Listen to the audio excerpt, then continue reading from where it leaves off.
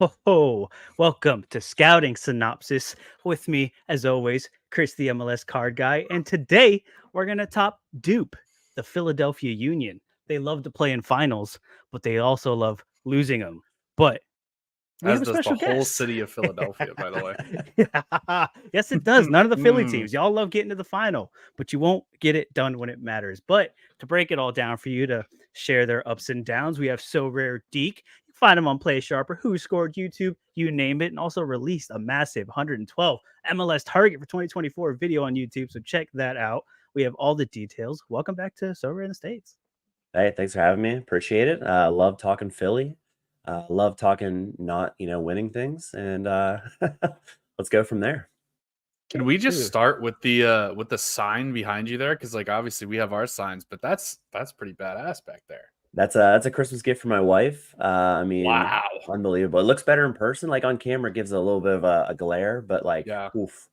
My neighbors probably are like, what is going on in his basement? It's fine. We all got to look shiny. We all got to look professional and legit, right? Yeah. But before we get into it, JVic, first as always, we got Orange Fly in the house, bought a Kai Wagner. Let's go. Obviously, everybody's going to have one by the time we get out of here. Mike Basson in every sober stream ever. We got Poland representing. There we go. Uh-oh. I'm not telling people to pump. Whatever. Look, biggest news, though, if we're going to hop right into it, Kai Wagner, what an ending to the season. It was looking a little rough, but how are the vibes? Are the vibes broken? Because things were looking a little rough at the end of Philly last year. Man. Yeah. Whenever we did the playoff stream on here, I kind of said I wasn't really feeling them. They didn't look right. They just didn't for the last tail end. I know they weren't like losing, but I don't know, it wasn't the same thing. Then Kai gets suspended. Obviously, you don't condone that. But it just kind of fell flat. They came out hot against New England. And then it's just they faded into what they usually do, but usually make like a final and then lose. Yeah, that is true. But Kai is back, right? So starting off there, the Philly team hasn't really changed much, right? Kai Wagner, he's the bread and butter of this team. Are we running it back? You got him for 2 more or through 2027, right? Kai's going to be here for a while. 100%. He's the guy. Is he going to put up the same scores he did last year? I think so. I think he got off to like a bit of a slow start even at the beginning of the year, and then he kind of came on. I think he's going to post massive scores, and even if this team doesn't look the same right now, surprisingly, I mean, you have like Bedoya still. No one has heard anything about him, but like it's the same team. It really is, which is kind of surprising whenever you see Carranza has all these links, but it looks like Carranza is going to stay until the winter, and then he's just going to leave on a free, which I'm fine with. Let's get another year out of him, hopefully. Everything seems to be pointing up. Whenever we went into the offseason, I was kind of like, man, this team, we're falling apart here. No Kai. I mean, we're going to have Andre Blake seeing like 15 shots a game. So talk to me about the rest of that fullback position. Because at the start of the offseason, I big-brained everything and went and bought some Olivier Bizo because Harriel's going to move to the other side. Bizo's going to take his spot. They were both going to be great fullbacks. And now Harriel and Bizo probably just still split that spot, and they're probably both worthless. But break that down. How does that time split go? Is it similar to last year? Is Harriel get more because he's developing? Yeah, I would. Sorry about your Bizo. Harriel is going to be the starter, in my opinion. I think Bizo will spell him. I think it might be like a 70-30, 60-40 maybe, way less than a 50-50. Bizo had rumors that his family couldn't get into the country, and he wasn't very happy towards the end of the year. Obviously, if your family can't join you. But I haven't heard anything since then. That was probably 3 months ago. So he's still there as far as I'm concerned. But yeah, I do think it's a bit of a split, but Harriel's going to get more of that. Then you have like Matt Real as the other guy who's just really not in contention at all. Yeah, he's sort of Kai's backup, and Kai just kind of plays every game. So they'll kind of split that. And then talk to me about the center backs too. So obviously got 3 that are still pretty good. Back in the day, last year, Glesnes Elliott and Blake were like an unbelievable trio that you could just start every week. Damian Lowe is also there, who's been really good in Miami. Where does this kind of trio of center backs end up. Yeah, this is interesting because, if I was kind of kicking around a lot of things because the team was switching around with if people left, things like that. If Kai's gone, maybe you switch to a back three. The 4-3-1-2 will probably still be there, which really puts Glesnes and Elliott as the starters with, Lowe getting a decent amount of run. He was solid, and I know Andre Blake has a good connection with him, the Jamaicans. But I think they will maybe lean to a 3-4-1-2 more often this year. They did play it at times, but those back three all playing, they weren't that bad, especially with you can get Wagner up forward more, which he's forward anyway. He doesn't really defend too much. But yeah, it's very interesting.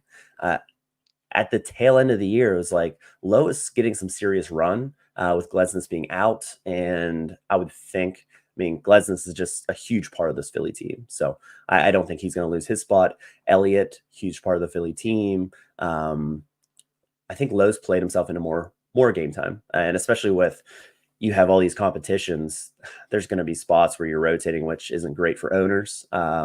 Especially, I have Glesnes and, I'm in the mix of putting together the full collection so that, I actually have them instead of like 6 of the guys. So it could be a little bit tricky, but I think, Lowe's going to be a rotational piece.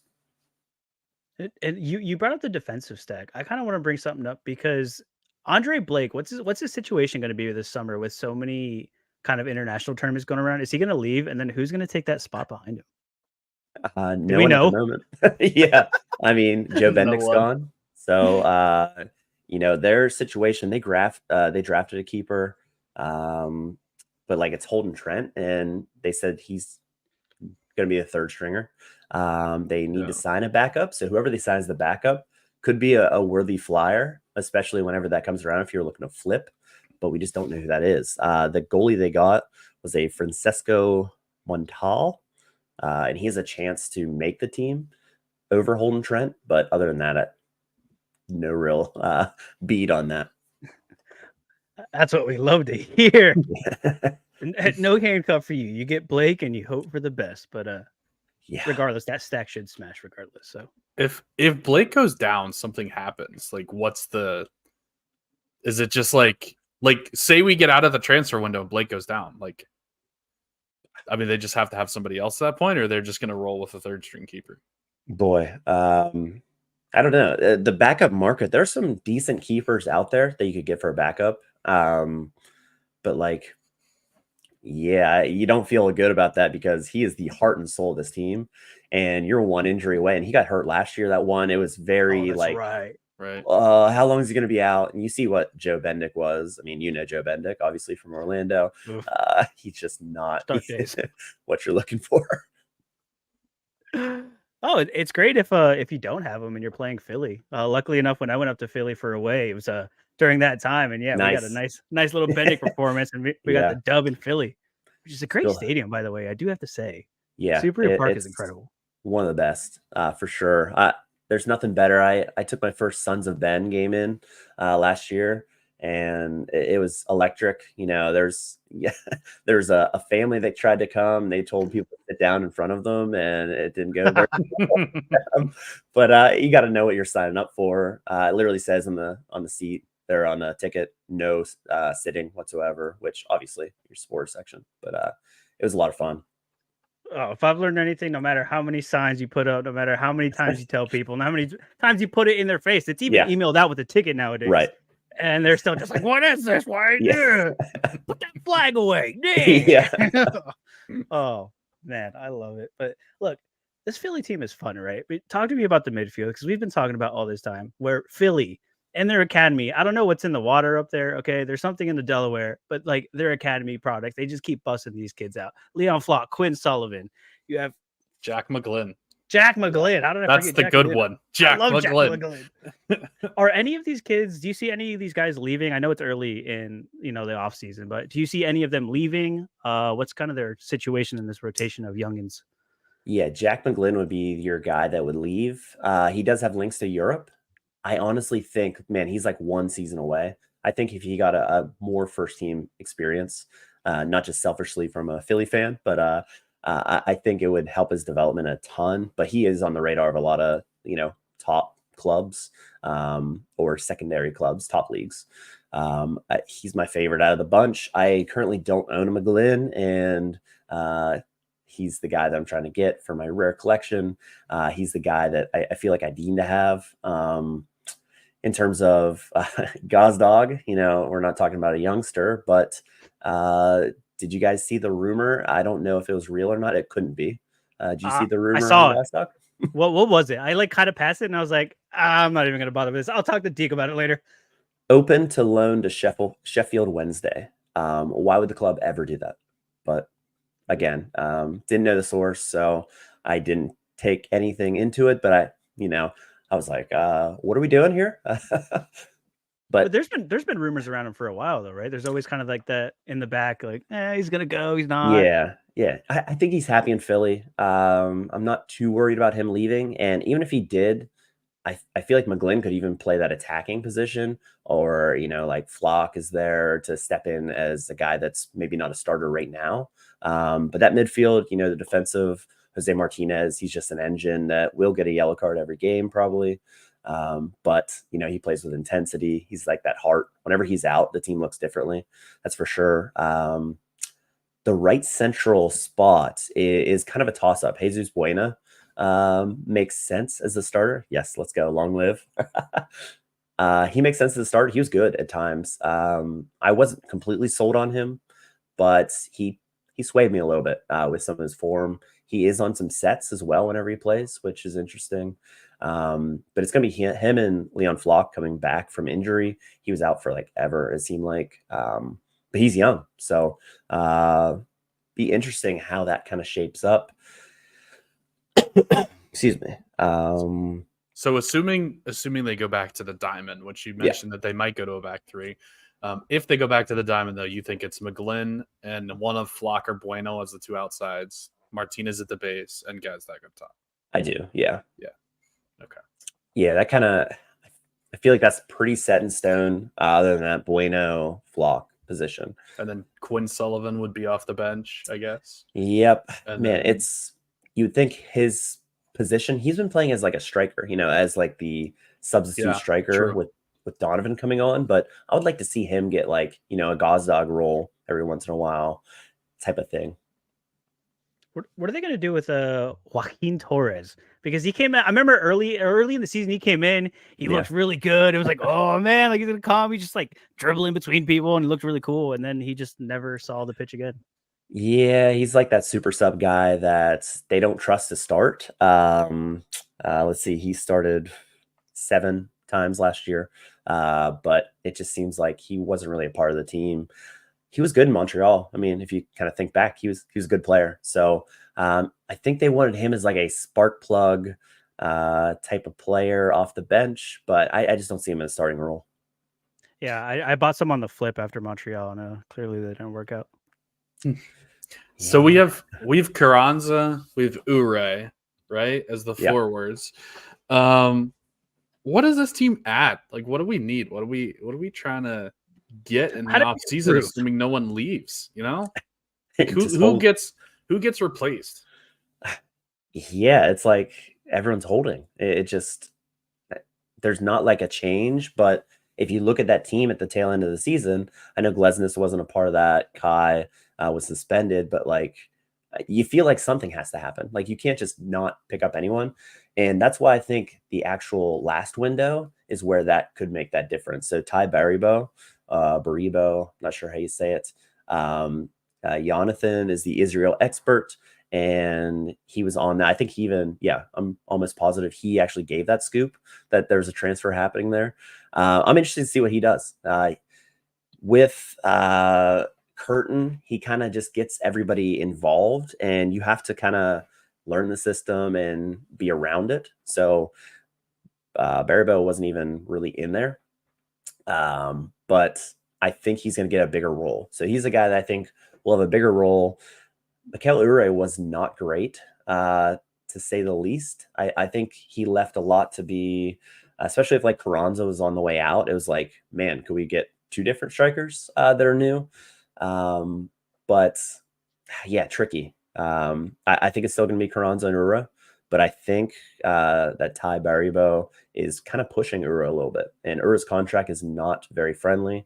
So if someone could leave and they could push somebody out, maybe him, and maybe that'll be a change. But yeah.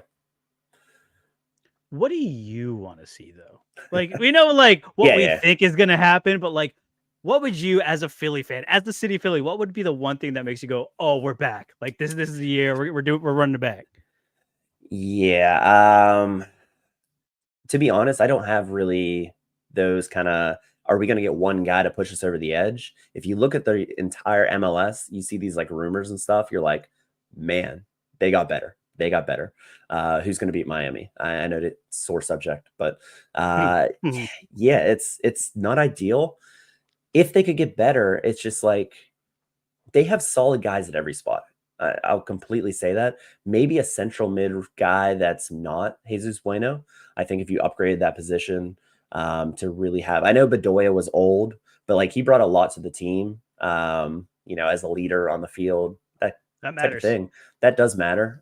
As much as I didn't, like start the kids, but like he had a pretty big role, and he was a legend for the club. Curtin wanted him back. So I wouldn't be surprised if they could just sign him on like a sneaky little, hey, end of training camp, want to join us type of thing. But to be honest, I think Philly is not elite, and I'll say that because they're not as good as the rest of the teams. Yeah, they're just a step behind, but I think they can beat anybody anytime. It's just I really think that Miami's better. You have some of these teams that they're just better, but for Sorare purposes, I love the stack. I own the stack, and I look forward to all the home in Subaru Park, or they changed their name. I feel like every season, whatever Talent Energy used to be. Yeah, I don't know.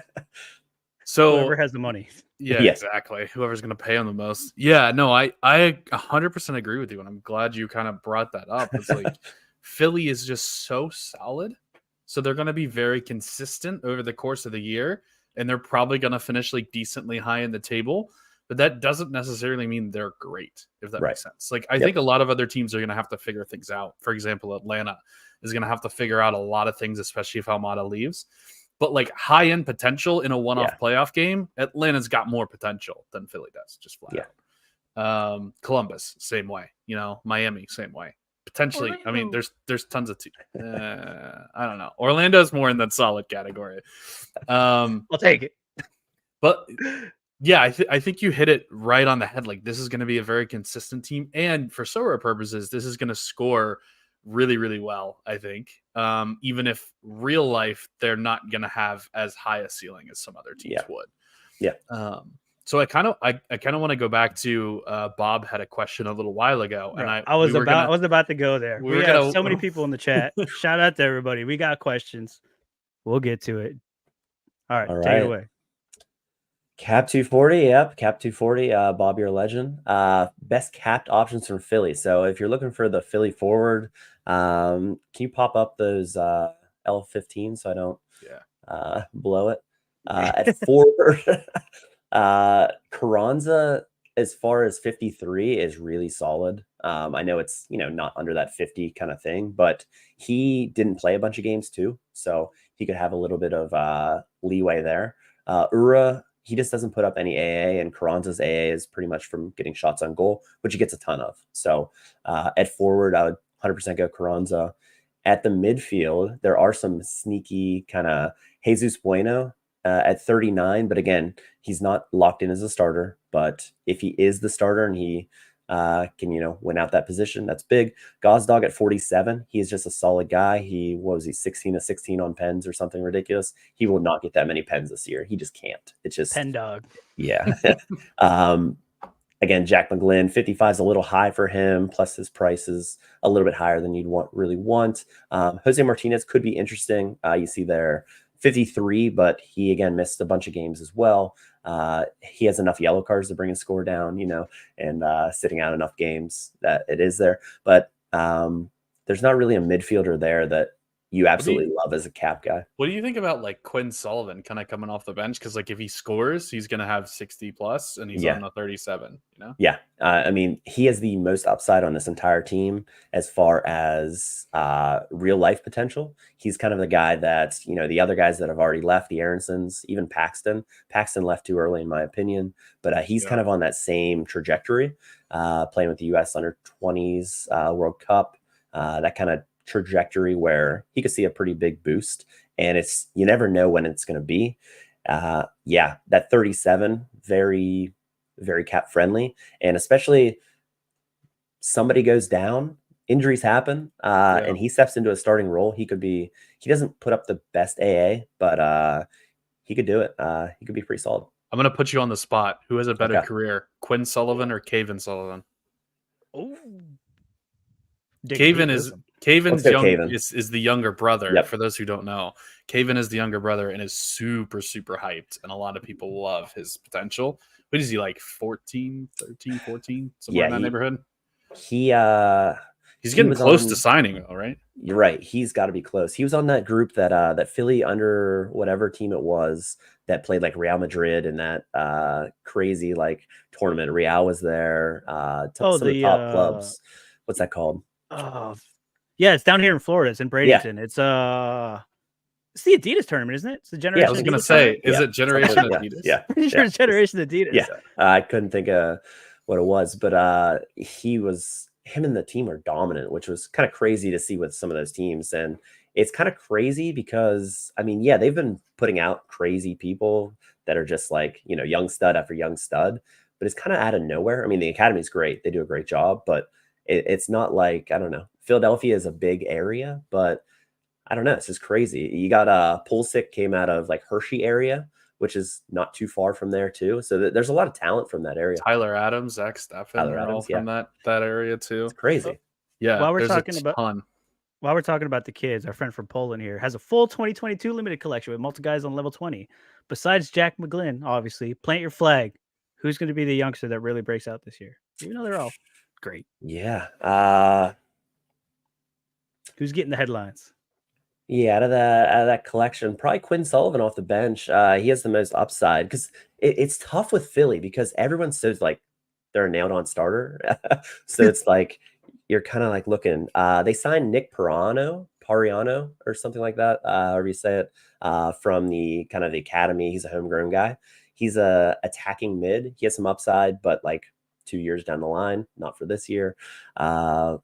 Chris Donovan, I can't get behind him. He has scored some goals, but he just looks, I don't know, unathletic, just not great. Where Quinn Sullivan, he just kind of has a more well-rounded game. I think he's played decent amount of striker, which is kind of out of position in my opinion for him. So what he's doing in that kind of role, I'd like to see him in like a midfield role like his card is. But yeah, I'd say Quinn Sullivan's the best outside of, you know, your McGlynn, or I'd say Jesus Bueno has probably the most upside if he wins that starting position. Well, there it is. And don't sleep on Leon Flock. And Leon Flock, if he wins that, yeah. I think Leon Flock is really, really good in real life, not in so rare, but in real life, I think he's I agree. I mean, kind of that hernia he had last year just kind of derailed where he was, and Jesus Bueno kind of stepped up. Jesus Bueno wasn't even on the radar, my radar. I was like, wait, who's this starting? Kind of thing. And it's like, yeah, Leon Flock, I think his transfer market is like $3+ million or something. Last time I looked. So he was keeping Jack McGlynn on the bench at basically the same age. Exactly. So, yeah, I don't sleep on Leon Flock winning that spot back. That's a great shout. Even though he's only going to put up 45 points a game ever. But he's good in real life. Exactly. Hey, it doesn't translate, but you know what? You watch it on TV, you're like, whoa, dude. Heck yeah. Before we move on, we do have a Twitter question too, because Twitter, you can get on Twitter. George St. Ledger, who is actually a sober MBA, shout out Swingman Podcast, wants to know your top 3 MLS picks for the new season: goalkeeper, defender, and mid and forward. Wow, that's give me 3 goalkeepers, all from Philly. Can't even name 3. So give us a shout out some names you think in the MLS that are going to be great for next season. We need to know. We need to know the truth from Deke himself. I think you know, I'm not as high on this team, but I'm high on the goaltender situation. It would be Daniel from San Jose. I think he's very locked in. And Takioka from Vancouver, same kind of situation. I think those two guys are super locked in. And I just don't see them losing the spots. And like they're that guy. I know San Jose Yarbrough just got signed with them, but he's a backup. I'm not too worried there. Allegedly got signed with them. I don't think it was confirmed today. Today, yeah. Oh, it was confirmed today? It did, yeah. It's a 1-year deal +1. So, I mean, he's going to be declined, I'm sure. Wait, can I offload my bags? We don't both have rare. No, we definitely don't both have rare Yarbroughs on my suggestion. Um, I didn't buy one after Leagues Cup. Yeah. Tell me why Stephen Cleveland is one of the best goalkeepers still right now. Yeah, I can't do that. Yeah, that's a weird situation with Stuver still there. I honestly think Stuver's still the starter. I hate to say it, but Cleveland did go somewhere to be the starter, which makes it completely weird. And you got Damian Loss, who he's like, just get me out because I'm clearly never going to start. Which he has some talent. He's not bad. He's not bad at all. So yeah, that's a situation that Steph Cleveland wanted to start somewhere. So it makes sense that, he went to somewhere. I honestly thought that it would be like a sign and trade type of thing where they trade him and then, give him this new contract and then trade him again, or like trade Stu. Could still happen. Yeah. I don't know. It doesn't really make sense to have both of them, but I don't know. I just think Stuver's going to have a short lease this year. He will. I think it's very short. I think it's a competition at preseason. I think I don't necessarily think that Stuber is going to start day one. It's definite toss up. So back to the question. So let's go to defenders. Yeah.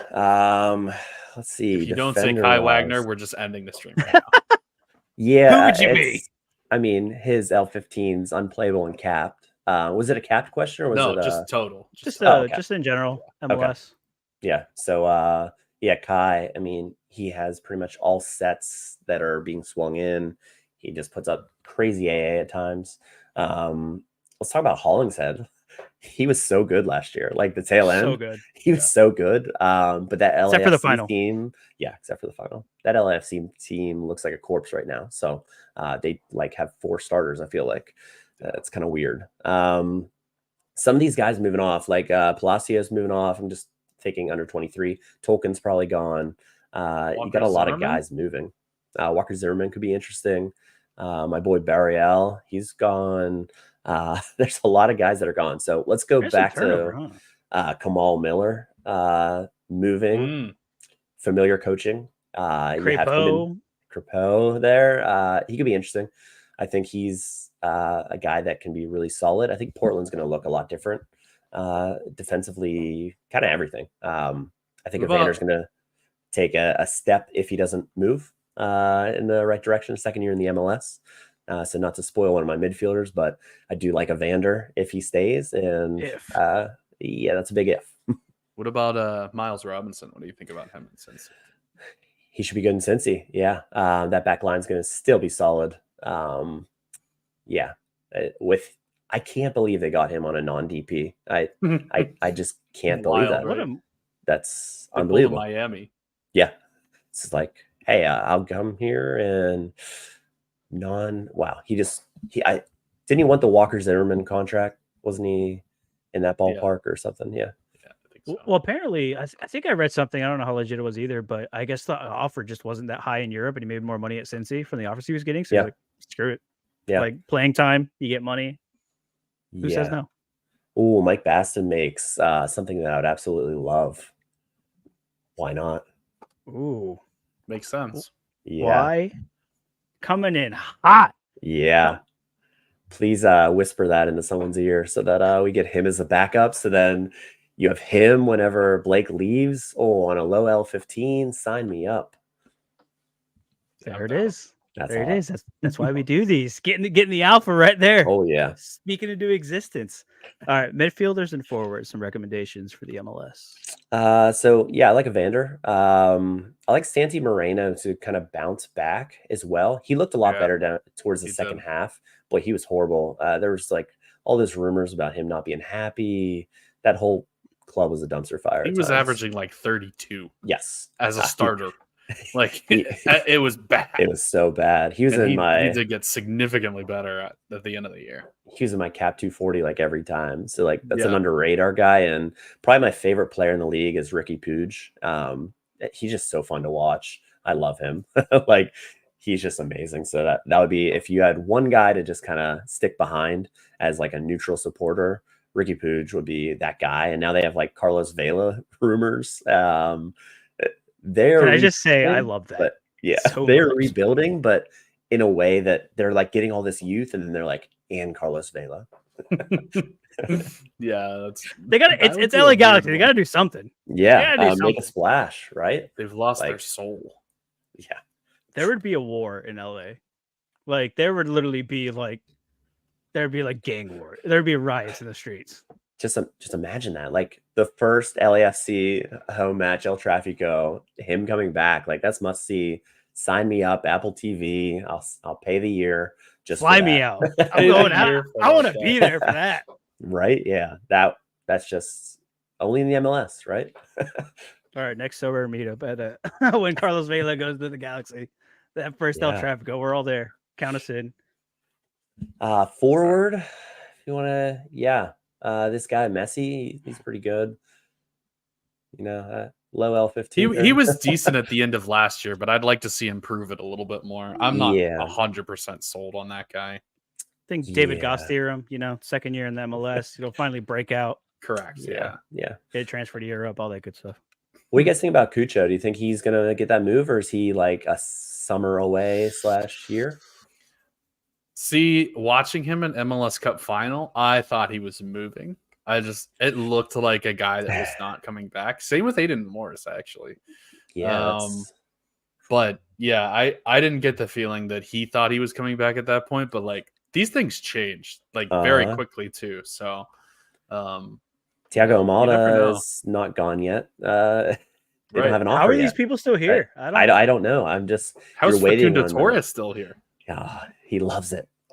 Okay, He loves all right. it. Let's have this conversation, okay? We're just gonna have it. Did we all get a little too ahead of our skis here and hype on how massive the MLS is and go, you know what? Maybe people are cushy right now. Maybe people aren't. And like maybe it's like the whole COVID thing where everything was just super expensive. Where like we got all these like record-breaking transfers, like we're gonna sell them all. And now it's like we're not getting the high offers. Players aren't going like we thought. It's like, you know what? Maybe we're gonna hang out here in our little MLS for a little bit longer. Yeah, do you think that Almada will play? Like the season comes around, he doesn't have an offer. Do you think he'll just sit out, or do you think? Nah, you got to play. Yeah, No, just- This isn't the NFL. Like you Yeah, have to yeah. play. You have to put yourself on that like pedestal or that like you're showcasing your talent. on Like turf? that's where you get all the. Yeah, I get it. It is turf. So you have the injury risk. That's true, but like you have to like wow people in order to get Yeah. that move. So yeah, I mean he's not gonna get a bigger move by sitting out. True. Yeah. There's a lot like, I mean, guys that, yeah, I want this move, but they're just not happening. Like, just like, yeah, that's great and all, but you haven't had an offer. To who? Oh, man. Just like our so rare cards. Did you guys see the Georgi Mihailovic thing where they like told him in Holland, like, give us a list of clubs that you would want to play for? And he didn't give him Colorado. And then No they're like, way. you're going to Colorado. Oh, man. Let's talk Like, about Colorado. For him I mean, actually coming out and saying that is wild. Like, what way to ingratiate yourself to the new fans? Like, yeah, I really don't want to be here. My team just made me come here. to be fair, he probably didn't think that there was many Colorado fans after last year. I mean, I don't think there are.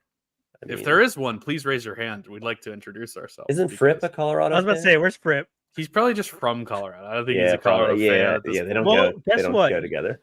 You live in Colorado. You're the Colorado expert, all right? It's just I don't make the rules. It's just how it happens. Yeah, I mean, they've made some crazy signings. Like, Yep. I mean, you got Stefan, you got Omir Fernandez, Sam Vines. Like, I didn't see Crazy that coming. bad signings is what you meant to say. Yeah. Yeah, I think that's a good way to end it. Yeah. How do we are we buying in on Colorado yet? Not We're not yet. ending the Philly episode with Colorado. Okay, That's definitely not how this is. I was gonna do that and then go into worst Philly gonna end of the table. All Yeah, right? There we go. There we Yeah, go. I like Now that. we're It's talking. a hot topic, all right? No one wants to listen to a full Colorado episode, right? But if you can sneak it in at the end of a nice Philly episode, Yeah, there you then go. like everything's So right we in the don't have world. to do the Colorado one. It's Yeah, great. exactly. Yeah, I love Mike's comment too. That Yeah. explains why Fripp's traveling. That's Yeah. great. I mean, I'm sure like Colorado's beautiful. Just you're not there for the MLS. That's for sure. Correct. Yes. Oh, yeah. Yeah. So talk to us about Philly. Where do they Yeah. finish in the table next year? Give me a number. Okay. I'm gonna give you two numbers, not because I want to cover my bases. If Carranza leaves, I'm gonna go 7th. If Carranza stays, I'm gonna go 3rd. Oh, Okay, that's interesting. Yeah. I don't think they can score goals without Carranza, and they will be significantly worse. Signings can happen, but I feel like they're going to be more consistent than the majority of the teams, like we talked about. I think Miami will be above them. I think Cincinnati has a little bit of a hangover, and they actually aren't. I think they're going to be good, but I don't think they're going to be near as dominant as they were. They won so many close games at home that just isn't really repeatable, even though they score goals also. That's the kind of the same thing. I mean, They can if they get Corey Baird. key pieces. Yeah, he can score, I guess, but he can't really get too excited about it. But again, there's a lot of good teams, which is scary. I'm gonna say Orlando can't have that same run. I think they're gonna be solid, but that they were unbelievable on the road. Can they still do that? Probably, but Columbus is going to be scary. Face all the Joe Bednicks on the road. It'd be fun. Yeah. Is Cucho still there? They have some things there. New England, if they could figure things out, they look pretty darn good. Atlanta could be scary, but it's more of these upside. Like, are these teams going to be consistent throughout the entire season? I'm all my boys, Toronto. Toronto. I just think everybody's sleeping on Toronto, and if they want to, they can play. And if they make moves, which you got to think the big boys, the Italians are gone, right? They're still there. They're still there. Still there. Those are two guys that I feel like wouldn't play. I feel like John Herdman can get anybody to run through a wall. So if there's someone who can do it, I feel like it could be him. And like their talent is undeniable. So just get him on the field and let's see what happens. I think they'll be at least a playoff team. At least. Yeah, as someone who made an MLS Cup bet on Toronto last year at the beginning of the season, maybe my predictions aren't really worth anything. So I do want to preface that. To be fair, I mean it was looking great. It was on paper. It looked great. You get Sean Johnson. You're like, man, goalie looks great. Just looks solid. But then you actually look at it and you're like, yeah, never mind. Everyone steps on the field and just gets injured. So, oh wait, Michael Bradley is not 28 anymore. Yeah, I could have sworn he was still playing for the national team. I don't know what happened. Weird. Yikes. But, dude, Deke, thanks for coming on and talking. Absolutely. Thanks for having me. It's exciting. I'm looking forward to the rest of the series. Yeah, I appreciate it. As you guys know, thanks for tuning in. Everybody that was in the chat, everybody that subscribed, everybody that's tuning in. We have a lot of MLS content coming at you. If you have anybody you want to hear from, let us know, because there are a lot of teams and a lot of people that I don't know yet. So let's get to it. Again, Dick, thanks for coming on. Doop, doop, doop, doop, doop, or however that song goes.